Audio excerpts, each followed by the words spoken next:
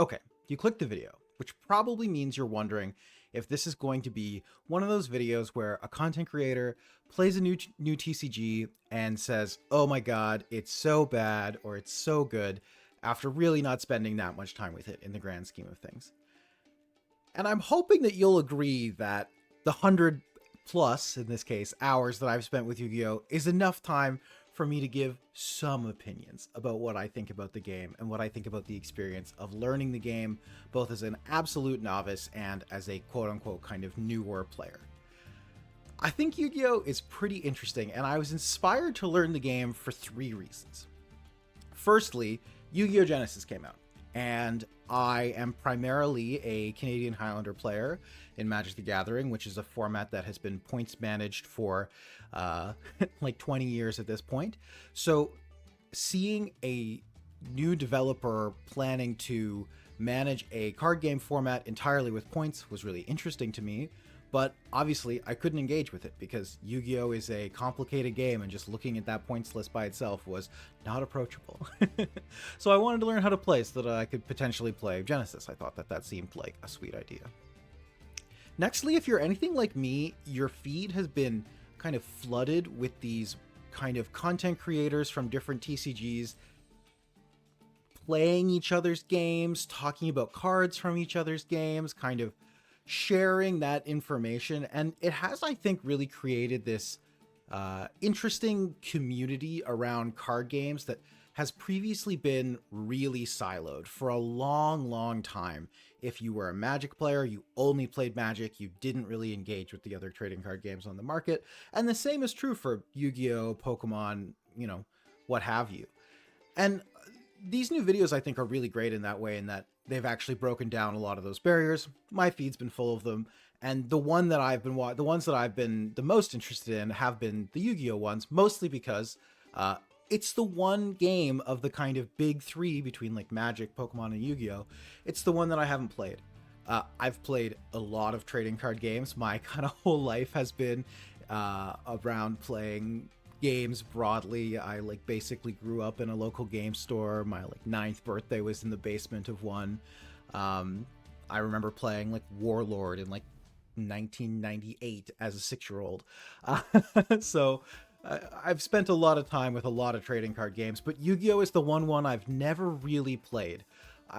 I played it as a kid, like in elementary school, when my deck included like 12 bubonic vermin, which was not legal, but you know, I thought the card was cute, and if you had a bunch of them, they kept flipping up and your opponent could never really seemingly kill you. So that's about the engagement that I had with Yu-Gi-Oh! Before going into this project. And I want to acknowledge what my preconceived notions were about Yu-Gi-Oh! Before I started playing, because I think it's important to, you know, reckon with those. I'm not going to sit here and claim that I went in with a complete open mind, because the game is old enough and I've been in this community long enough to have some kind of biases and stuff. And so I want to acknowledge those before we start. So I think the common things that I've heard levied against Yu-Gi-Oh! As a game is that it is very combo focused, is that it's very zero sum, and that it is very complicated. So by zero sum, I mean one person is basically doing 100% of the game actions and the other player just kind of has to watch. And yeah, combo focus, pretty obvious, but you know, long turns, people playing a lot of cards, and then the other person maybe not getting to do too much. And to be really honest, I viewed those as a negative for a while, and it did delay me in potentially trying the game out. But I actually think most of those might not matter to me. Look, I'm sorry. Is it end of turn Entomb? Yeah. Okay. All right, Entomb on the card right Oh, here. yeah. So Sorry. Entomb lets him get any card in his deck and put it directly into his graveyard. Yeah, this is the best card in my deck. I thought Grizzlebrand was the best card in your deck. Well, this card finds Grizzlebrand Okay, and fair. puts it in the graveyard, so... Did you rip that off the top? Oh, yeah. Like, I'm a degenerate combo player. I like taking 10 times the actions of my opponent. So those things actually maybe are positives for me, not necessarily negatives. But those are the kind of expectations I'm going into the game with. And I want to be clear about that up front. I don't think it's fair. The one other thing I want to say before we get into everything in earnest is I played on Master Duel, and Master Duel is Konami's digital client, and it's different from Paper Play in a variety of ways. So most of the things I'm going to be talking about are going to be contextualized for Master Duel.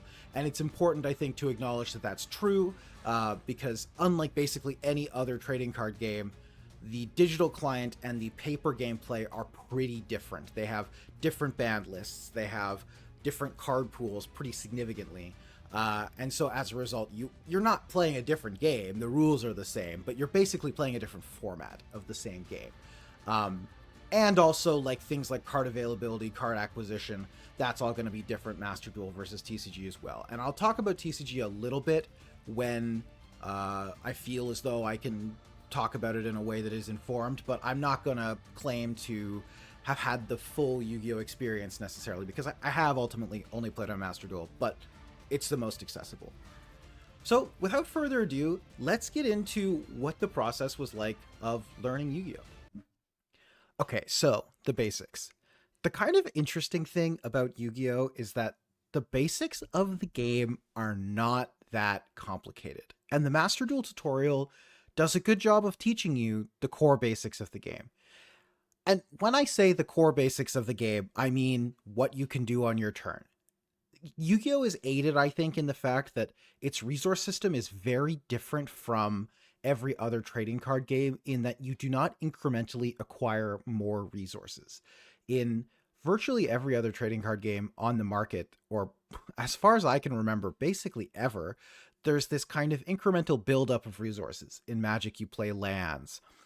In many digital card games, you get an extra resource every turn. In like Lorcana and Star Wars Unlimited, you play a resource from your hand every turn.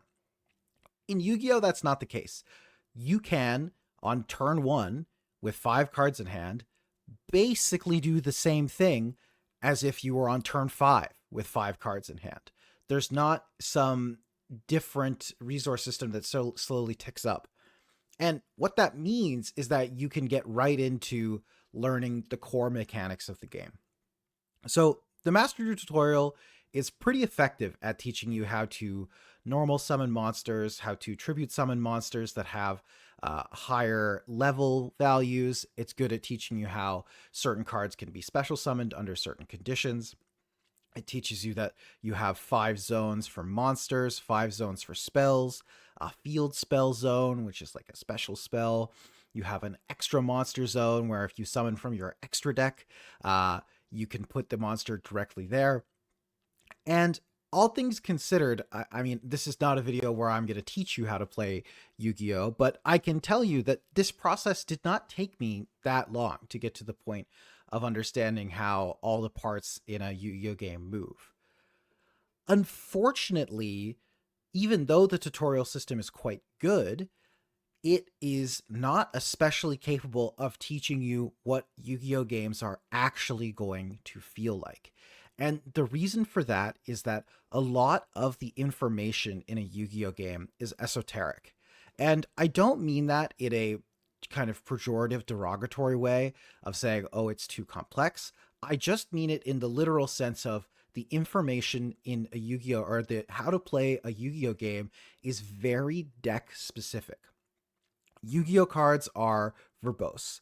They have a lot of text on them typically, and while reading the card typically explains what the card does, in order to understand how a deck functions, you functionally have to read like 30 cards to know exactly how they interface together, and each of the cards can have as much as like 100 lines of 100 words of text on them.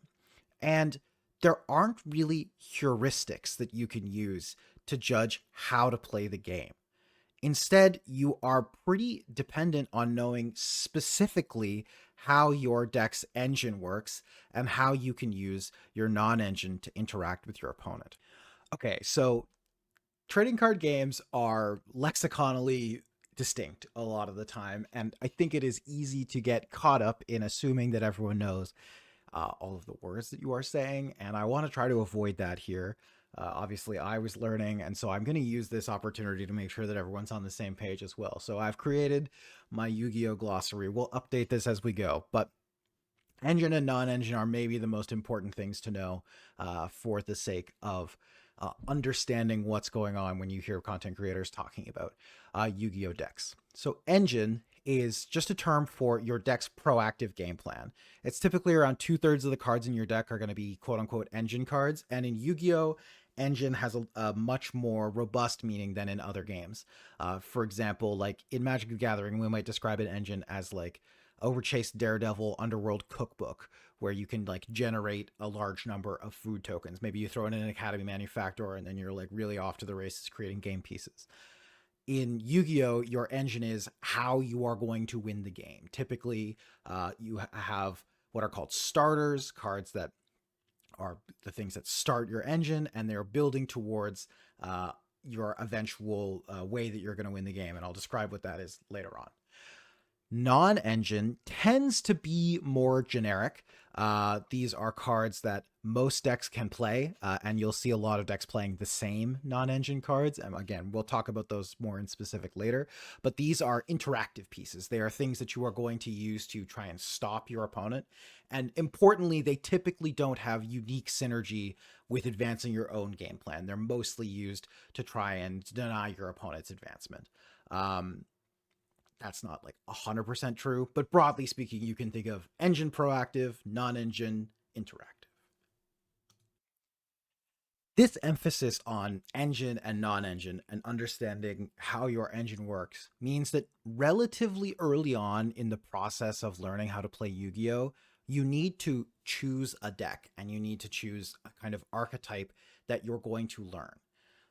Because you kind of can't just jump in and learn broad basics that will then subsequently apply to a swath of decks, it really does benefit you to lock in on something early and maybe pick the archetype that suits your kind of play style the best. There are, broadly speaking, in Yu-Gi-Oh, I would say 5 distinct archetypes. There are combo decks, and I know early on we talked about the fact that there's this preconceived notion that every deck in Yu-Gi-Oh is a combo deck, and that's kind of true, but typically combo decks in Yu-Gi-Oh are the ones that are taking like really a lot of game actions and are looking to set up, if unimpeded, a truly uninteractable board. They're going to kill you by likely preventing you from taking your next turn. The offset is that typically these combo decks, if they are appropriately balanced, tend to have more points of interaction in them where you can disrupt them along the way, and it will result in them building a much less powerful board if you disrupt them midway through their combo. This is in kind of a contrast to mid-range decks, which are also obviously a lot of the time trying to use their engine to build a board that is going to make it challenging for their opponent to win. The trade-off is typically the end boards in mid-range decks are less powerful, but they are easier to get to and harder to disrupt. Another glossary term, I didn't think I'd be back here so quickly, but end board, very broadly speaking, is what you are planning to pass the turn with. It's pretty simple. Ideally, your end board features a bunch of points of interaction, either through monsters or spell trap cards, and you're trying to either make a board that is very hard to interact with for your opponent, or you're trying to make a board that is going to interact with your opponent and prevent them from kind of taking a bunch of game actions and killing you on their turn. So yeah, that's what an end board is. Next, we have control decks. Control decks are similar to most other card games, honestly. The difference is that a lot of the time in Yu-Gi-Oh, a control deck is going to be kind of centered around playing trap cards. Trap cards are a bit of a maligned place in Yu-Gi-Oh because going first is so powerful currently, it can often be challenging to be able to set up your trap cards. If you're playing one of these control decks and you go second and your opponent does their thing on their first turn, and you're staring at a bunch of trap cards you can't play, not ideal, but that's typically what a control deck looks like. There are other variants as well that are looking to go second, allow their opponent to deploy a board, and then have filled their decks with ways to interact with the board after it's been developed. Those are also control decks. Then we have a kind of subset of control called stun in Yu-Gi-Oh! This is probably something that should go in the glossary, but I'll just explain it here. Stun is what we in Magic would think of as a prison deck. This is a style of deck that is looking to employ game pieces that prevent your opponent from playing the game fully. And then lastly, this is, I think, the most unique to Yu-Gi-Oh! Deck archetype. In Yu-Gi-Oh! This is what's referred to as a Towers deck. The idea with these decks is that they are trying to eventually put onto the board a monster that their opponent literally cannot beat. Either that means putting something in play that has text that says it that can't be targeted, can't be destroyed, etc., etc. Putting something on the board that is so big it can't be attacked over. This is not really something that we see in other card games in quite the same way, just because of the way that the mechanics of those games typically work. But yeah, Towers decks are kind of another sub-archetype in Yu-Gi-Oh! As well. Choosing a deck for Master Duel was kind of weird for me and a little bit frustrating. Like most digital TCG games, Master Duel gives you a lot of freebies right up front so that you can open a number of packs. They want to get you in the door, they want to get you playing, which is great. And the freebies at first are pretty generous. But what do you do with those gems? How do you spend them? What are you supposed to buy? This is something that I think specifically Master Duel, and this is not a broad Yu-Gi-Oh! Problem, but a specific Master Duel problem. I think this is something that Master Duel does really poorly. Here are a couple of the things that are really frustrating. Number one, when you are opening packs in Master Duel, you are given the option to open 1 pack or 10 packs. If you open 1 pack, you have kind of set odds as to what you're going to open, what you can open. And there's 4 rarities. There's N, R, SR, and UR. UR being ultra rare, the most rare, SR being secret rare, the second most rare. And N and R are, these cards are so common that you might as well not think about them. If they are Ns or Rs, you're never going to think about having to acquire them. It'll be trivial to get them. However, Master Duel specifically, basically every deck is gated around how many URs are in the deck. Because the way that the system works is you can dust additional cards that you have. You can turn them into what are called crafting points, but the crafting points are gated to each specific rarity. And so what that means is that, like, unlike games like Hearthstone or Shadowverse, Universes Beyond, where you just have a pool of crafting resources that everything goes into, you actually have to open the specific rarity to be able to disassemble them to then be able to craft the new rarity. So on top of all of this, I mentioned that you can open 1 or 10. If you open a 10 pack and you brick on getting a UR, you are guaranteed in your next 10 pack to open a UR. If you just open a single pack 10 times, you are not afforded that same guarantee. And this sort of obfuscation of that information that's not communicated anywhere means that it's really easy to spew these free resources that you get early on in a way that doesn't advance you towards actually acquiring a deck at a meaningful pace. So that's awkward, to say the least, and is certainly one of the main pain points that I experienced. I learned this before I started crafting, and before I started opening packs, which meant that I went in, I think, a little more aware than the average player would, but it still was pretty frustrating to have to deal with. The other thing I will say is that Master Duel is really not very free-to-play friendly. You get those free resources early on, which will get you to a tiered meta strategy relatively quickly. We'll talk about how long it took me to get to one. I did it at first free to play. I did eventually end up spending some money on the game, but at first I started off free to play because I think that's more accurate for how a lot of people would try the game. And if you mess up how you allocate the free resources and then you don't want to spend money, you can end up in a position where you just don't have a deck, which I think is a pretty significant pain point and is really not ideal. And the upshot of all of this means that when you are starting out trying to choose a deck, you are very incentivized to go onto one of these sites that has metagame data and to choose a meta strategy and to only work towards acquiring cards for that strategy, especially URs.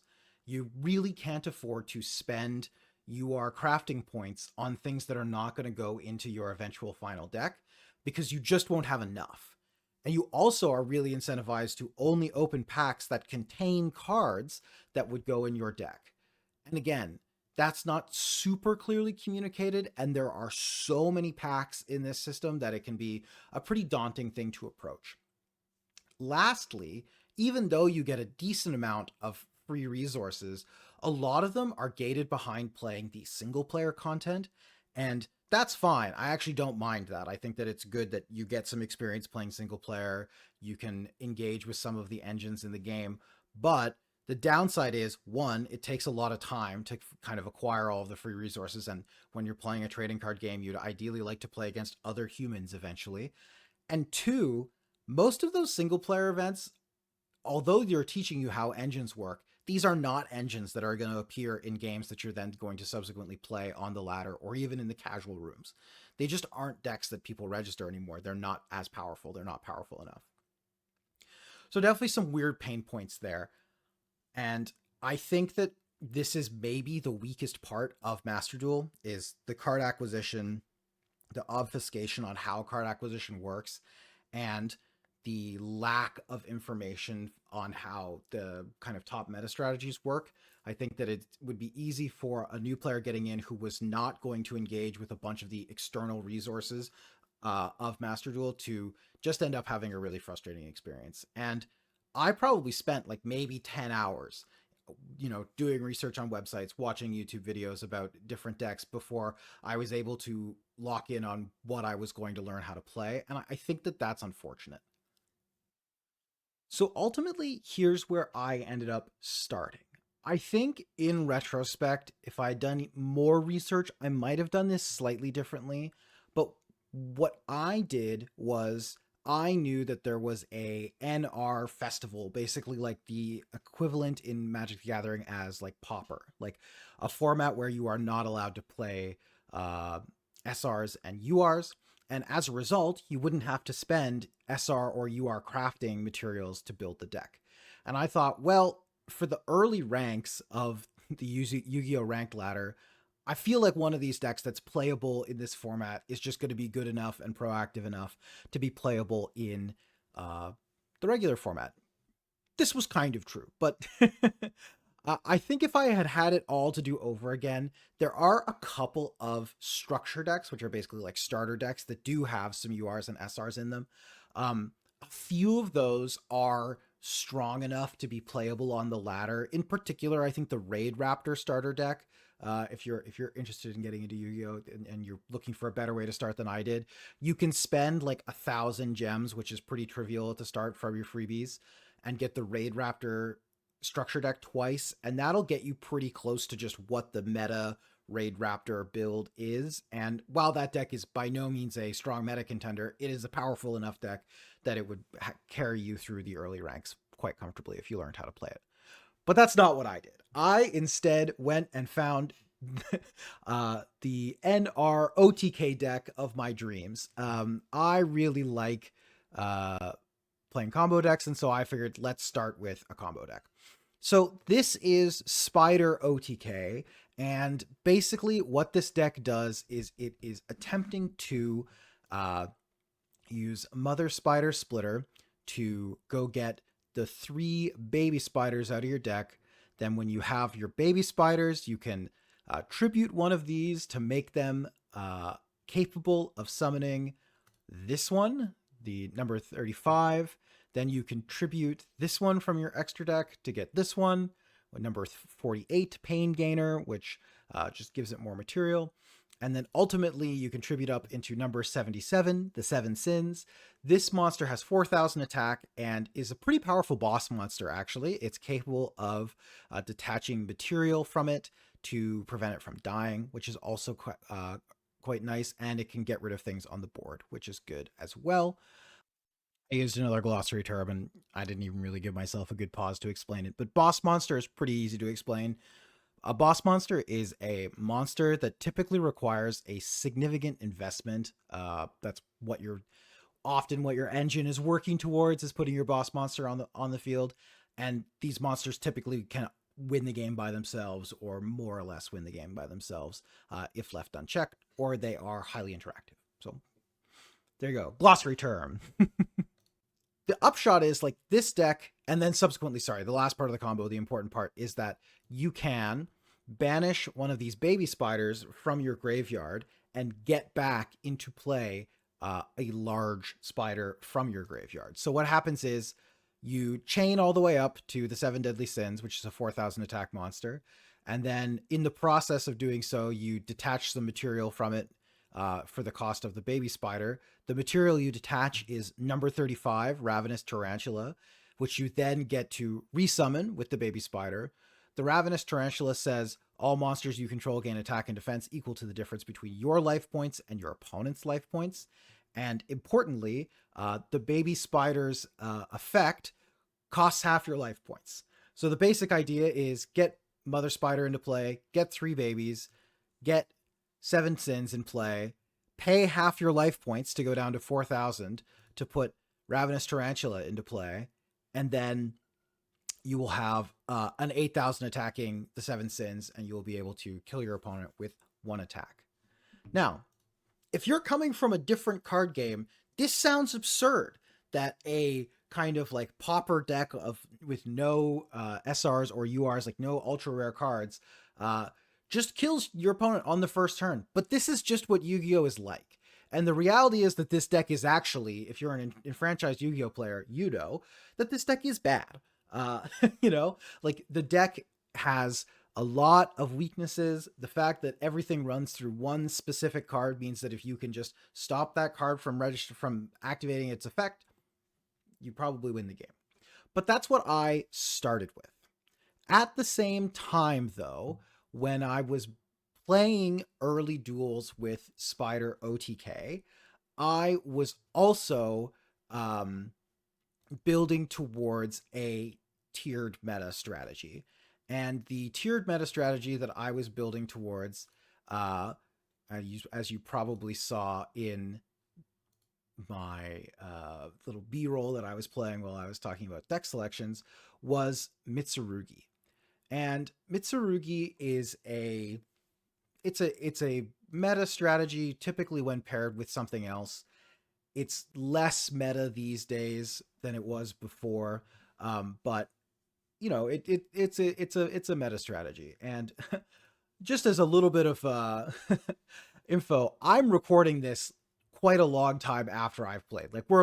I started playing. We're fully 2 months after I started playing. So a lot of other cards have come out. Things have changed. The metagame has adapted. But this is the deck that I started with.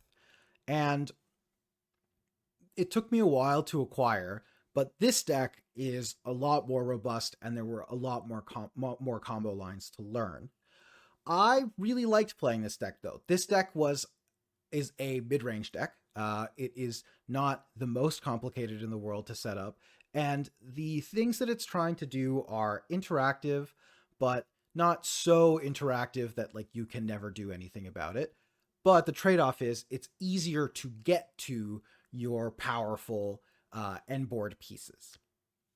So yeah, that was my deck selection process experience. It was an interesting one, to be sure, and I definitely found that I struggled in the early days playing Spider OTK. I think that there was a real issue where there was not a lot of good information out there for me as to what I should be playing in the first couple of ranks, so that I didn't have to spend SR and UR crafting points. I think that had I known earlier that you could maybe go with a structure deck or something like that, maybe that would have improved things. But it did take me a couple of weeks to get to the point where I was building this Mitsurugi deck and able to play it on the ranked ladder. And I think that if I had been much more aggressive in dismantling URs that didn't go in the deck, I would have put it together faster, but it would have been at the expense of retaining cards that could be played in other decks down the line. And I don't think that that's necessarily how I think you should approach a digital trading card game like this. Like, my general philosophy is I'm not going to disassemble things that I think might eventually go in a deck that I might play, unless I'm going to fully decide I'm always going to disassemble cards for that archetype as soon as they come up. And early on, how are you supposed to know that? It's pretty challenging, right? To engage with what archetypes you're going to like, what you're not going to like. And so, yeah, it was difficult to say the least. But overall, I think that once I got the decks together and once I kind of understood the process a bit more, it was okay. It was manageable eventually.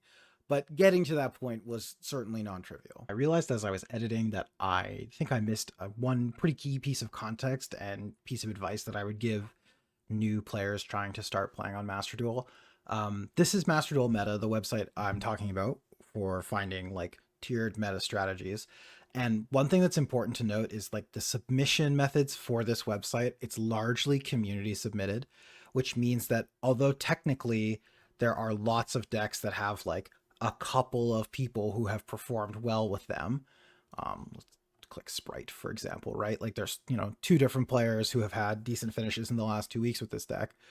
If you are new to the game and you're just getting into it on Master Duel, I would really, really recommend starting with a deck that is more high up on the tier list and has more representation. So like anything in the tier list is obviously great, but then also like if you're looking here at this list, like I would not be picking anything with less than say like maybe 5 or 6 entries in the last 2 weeks.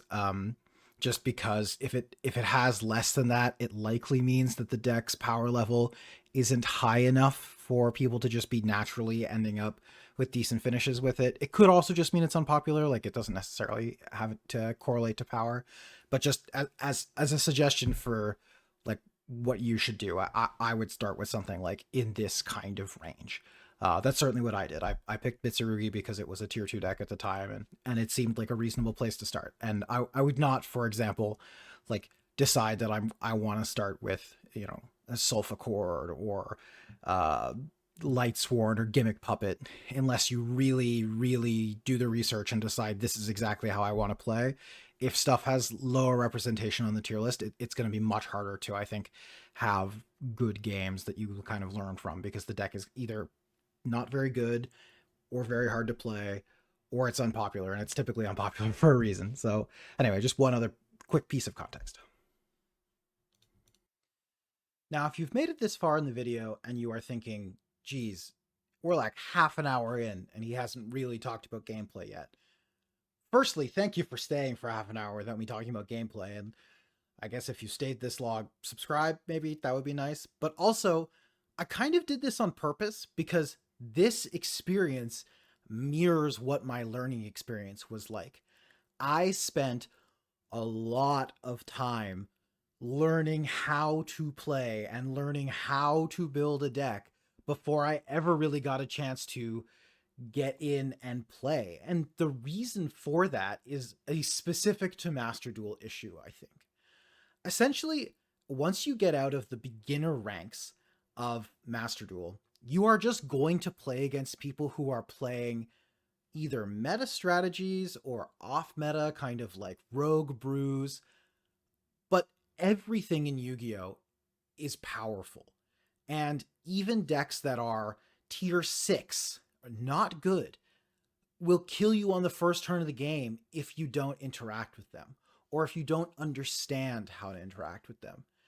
And what that means is that actually getting in and starting to play can feel, I think, pretty unapproachable. This informed my decision to play like an OTK deck with basically no interaction early on, because I knew that this was the case and figured, well, if I'm going to be playing matches against people who are proactively going to be trying to kill me on the first turn of the game, I'm not going to know enough about how their decks work to try and play a game of interacting with them and setting up disruptions. I'm better off just trying to force through a win on my turn. And that's what I did. I was able to climb pretty quickly up to gold playing Spider OTK Obviously, at the earlier ranks, you can't lose rating for losing, which means that like it's just about how many games you win. But I did get up there like relatively quickly, and then once I hit gold, I hit a wall. The Spider OTK deck just stopped working. I was playing against people who were playing many of the meta strategies or people who were playing kind of like tier 2 strategies, and it became increasingly clear to me that I basically needed to just go grind solo mode to get the last couple of gems that I needed to finish my Mitsurugi deck, and so that I could actually be playing a more meta strategy. I think that that doesn't have to be the case. I think that you can probably get farther on a budget strategy than I did, but that information is not out there, I gotta say. I looked relatively hard for budget, like no UR competitive Master Duel decks, and they kind of just don't exist. And this is a deliberate point on Konami's sake. Like, they get to set the rarity, and they often are going to set cards to UR in Master Duel that are not ultra rare or not super rare in the paper game, because they need people to want to buy packs. And it makes sense. I'm not knocking it, but it does make the introductory process a little bit challenging. So the Spider OTK games went well right up until the point that they didn't.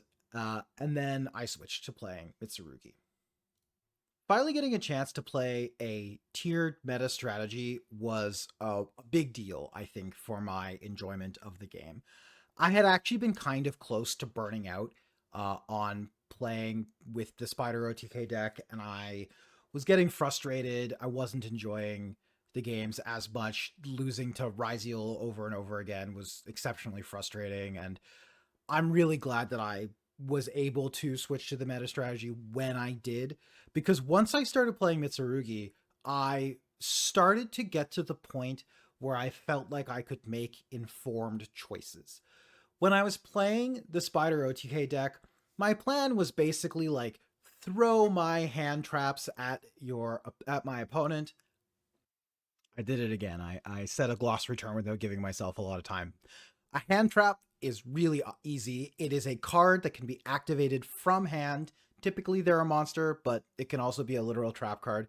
These are important in Yu-Gi-Oh! Because if you are the player going second, you can't activate spells or traps typically. You have to set them, or it has to be your turn.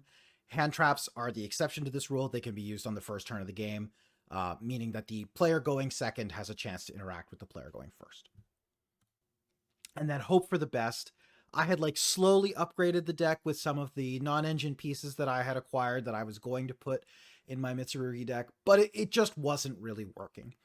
And when I switched over to playing Mitsurugi, I started to have the kinds of games that I think make people fall in love with Yu-Gi-Oh! As a game. I got to start making informed choices. Was I going to use my Ash Blossom here? Was I going to wait for the next part of their combo to try and maybe tag an extender instead of the starter? Do I think that I can get them to overextend into my Murakumo? These were all decisions that I got to make, and I really felt like with the Spider OTK deck, I learned how the combo worked, and then it was kind of like, I'm going to flip a coin. Maybe my opponent stops me, and maybe they don't. But I didn't have a lot of games that really devolved into a game where both players made a lot of decisions. And comparatively, playing Mitsurugi was really enjoyable, and I had a lot of games with interesting choices. Now, to be clear, there are tons of Yu-Gi-Oh! Games that still end up being zero-sum, where you don't open any hand traps, and you die on the first turn of the game because your opponent sets up a board you can't break. That's annoying. It's frustrating. It happens. The good news is those games are not every game. I think that you will find people who are very doom and gloom about the game who would like to represent that as the situation. But I think as long as the metagame is in a relatively healthy state, that shouldn't really be the case. And I should note, speaking about metagame state, I think I joined at a good point, because Master Duel, from my understanding, for about the previous year before I started playing, had been dominated by one strategy, this Malice strategy, which was like tier 0 and really unfun to play against. And finally, when I started playing, it had finally tanked an actual ban, and actually during the time that I've been playing, it has subsequently been hit on the ban list again. And now I think Master Duel is in a really healthy metagame state where there's lots of decks you can play that are very fun. And I've been having a lot of fun playing Mitsurugi into most of these matchups. Um, and I do think it's pretty interesting that, you know, it took, I would say, across playing games, across consuming content, across, playing solo mode, I'm thinking it took me about 40-ish hours to hit the point of making informed choices. That is to say, I wasn't just pressing buttons, I wasn't just using my hand traps when they popped up on screen as an option. I was thinking about, is this the right time to do this? Am I going to push this way? What path am I going to take in trying to develop my engine? What cards do I think they can have that I could try to play around? I think it was around 40 hours to get to that point. And that's with a mid-range deck. Mitsurugi is a mid-range deck. It has flexibility, and that flexibility is a good thing in the sense that you have lots of options, but I will admit that it is probably a little harder to learn a deck like that because you have to take different roles in different matchups. I did, as mentioned previously, ultimately end up spending some money in order to get a couple of other strategies. And this is one of the dark sides about Master Duel especially. You can't really, as a free-to-play player, jump between decks super quickly. It's going to take around a month, typically, to acquire the gems required to get enough packs to jump from deck to deck, which is unfortunate. And I think that is something that like if you're looking at kind of the gold standard for digital card games, it's definitely Runeterra. That game didn't make any money because its system was so friendly, but there's got to be some middle ground. It's interesting. I've seen some content creators describe Master Duel's monetization system as generous, and I think that that is untrue. Even if you go and look at something like, say, like Magic Arena, which when it released was rough, and if you want to be collection complete is rough, but at least the information is all face up. A lot of the frustrations that I think I have with Master Duel are related to the fact that the information is closed door, and it's a lot harder to know how far away you are from building other decks.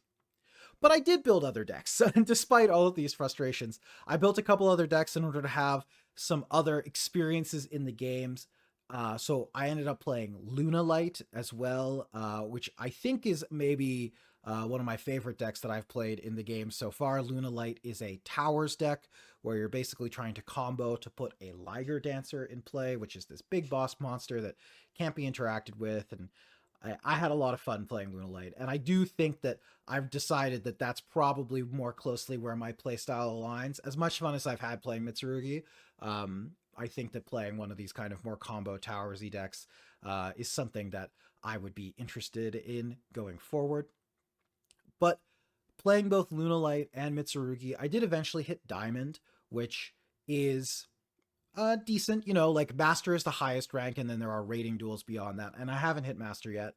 And to an extent, that's just a matter of how many games you're willing to play in a month. But once you get past, I believe it's Platinum, you start losing rating each time you lose a game. So getting from Platinum to Diamond is like the first actual rank up where you have to more or less win more games than you lose. There is a floor for losses, so you could probably technically rank up despite having a negative win rate. I don't think I do have a negative win rate, though. I'm pretty sure my win rate is positive the last month or two. And I've been having a lot of fun. I think that the games that are good are really good. And I think that the games that are not good, you can surrender pretty early at least, which is which is not the end of the world. To wrap things up and to kind of stop rambling, I think that Yu-Gi-Oh! Is a good game that severely lacks on-ramps for new players. There are a ton of moments where the game provides you a good reason to quit and doesn't really hold players' hands through those moments.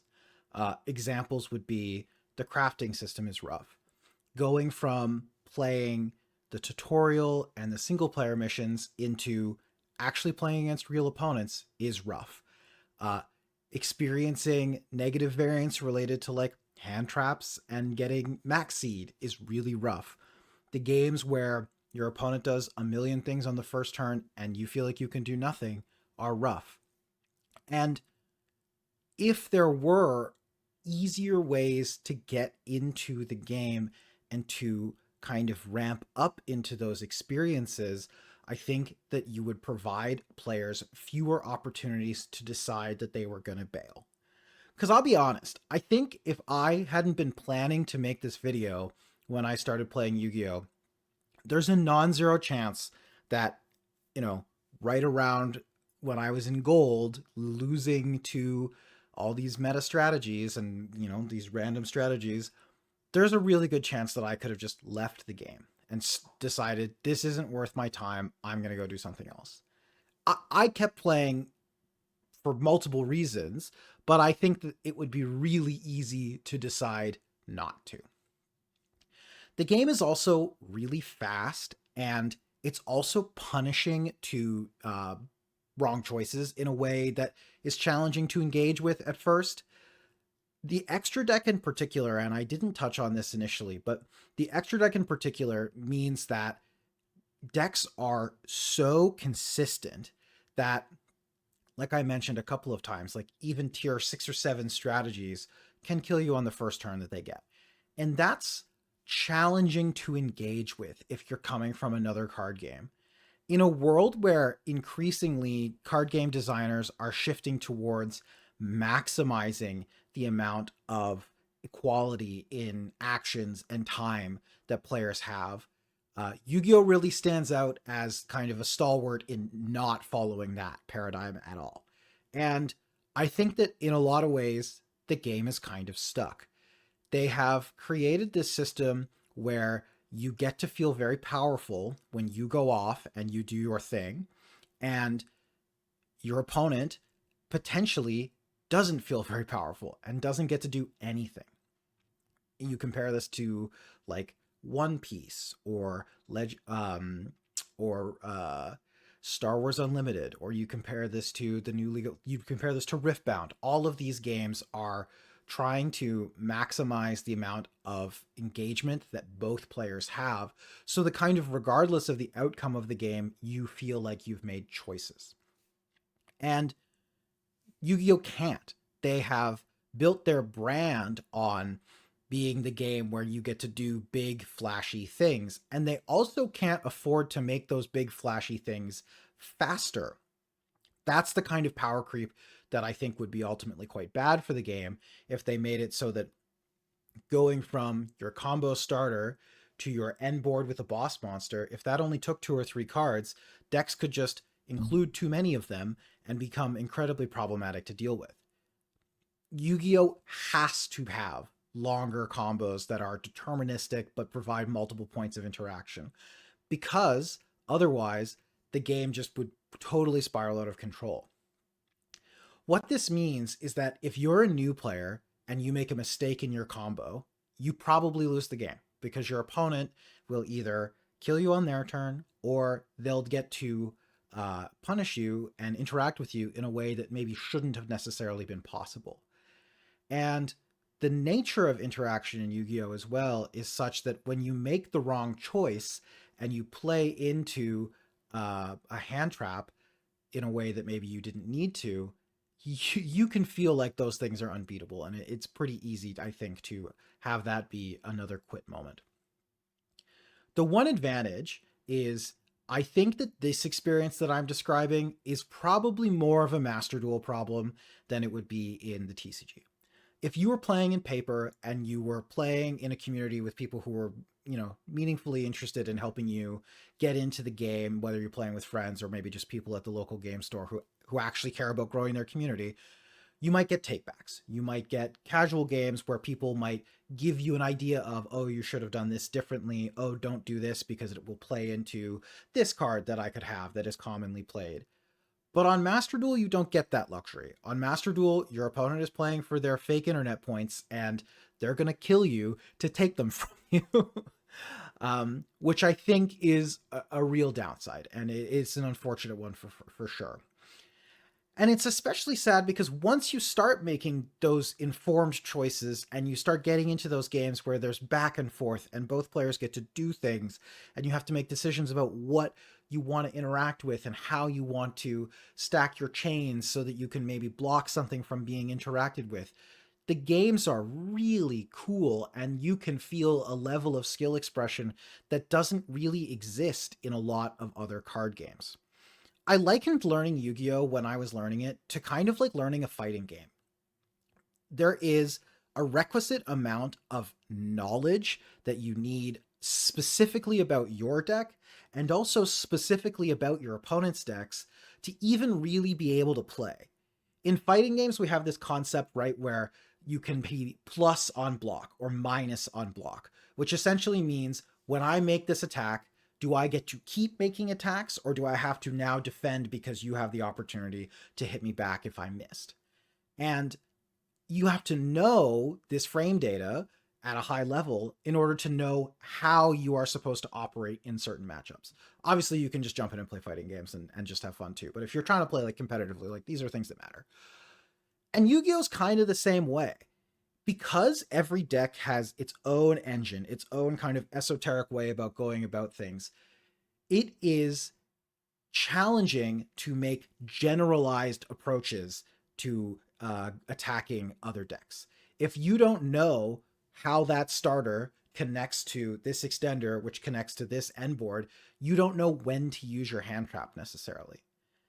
That means that unlike in a game of Magic, where I can kind of go by heuristics, I can make approximations about what I think a matchup is about based on other similar types of matchups I've played in the past. Like if I'm playing a tempo deck against a control deck, I know that I need to develop threats early because if I let the control deck make land drops, I'm going to lose.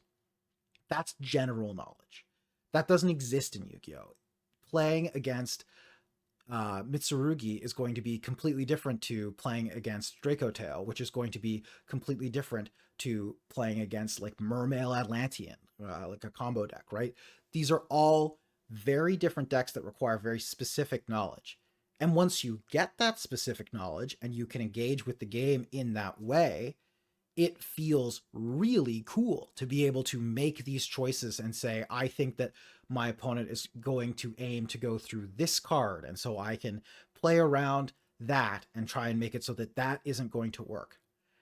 And I think that it would be easy to look at Yu-Gi-Oh! And to look at the combos and to look at how fast the games are and say, oh, these are low skill games. When in fact, I actually think the games are really high skill and unfortunately, potentially too high skill. I think ultimately that might be the thing that makes Yu-Gi-Oh! Not approachable for new players, is that how are you supposed to engage with this game that takes 20 or 30 hours to, even start to learn how to play and to get onto the ladder. And then once you start to play on the ladder, you're going to be playing against a ton of different strategies, all of which require their own esoteric knowledge. And how do you do it? Ultimately, I had fun. I really enjoyed getting into Yu-Gi-Oh! And I'm now, I would say, a Yu-Gi-Oh! Player. I've continued to play. K9 just released on Master Duel. I'm in the process of acquiring that deck. I now have like pretty specific opinions about which strategies I think are fun and which strategies I think are really unfair.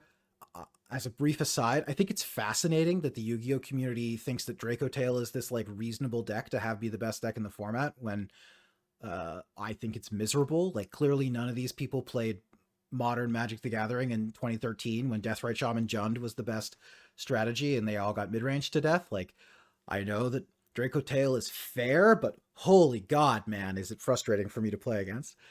And I think that's cool. I'm excited that I have like a new trading card game that I get to have opinions and feelings about.